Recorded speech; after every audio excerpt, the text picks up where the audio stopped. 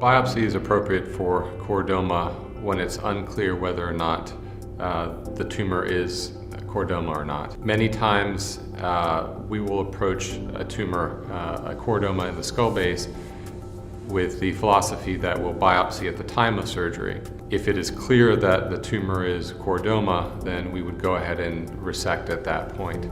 However, if it's unclear, it is often wise to wait for biopsy.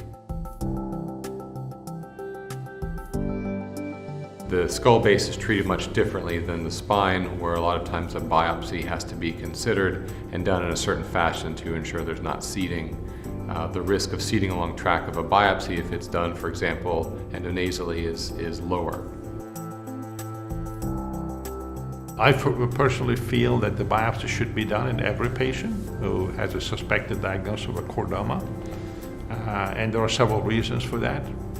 One is that the patient may be thought to have chordoma, but another diagnosis can emerge. I can tell you from my own experience that many patients have been referred to me with a presumed diagnosis of a chordoma, and imaging studies were highly suggestive of that. The patient's age was appropriate, the location was appropriate, and yet we do a biopsy and the tumor comes back as lymphoma, which requires an entirely different type of treatment.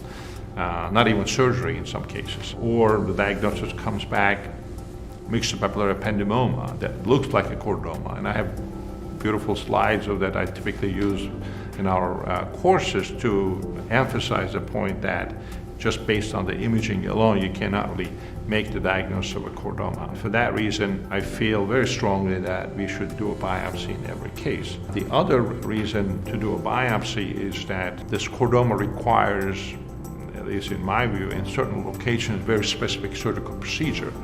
And that procedure can lead to very significant functional loss for the patient.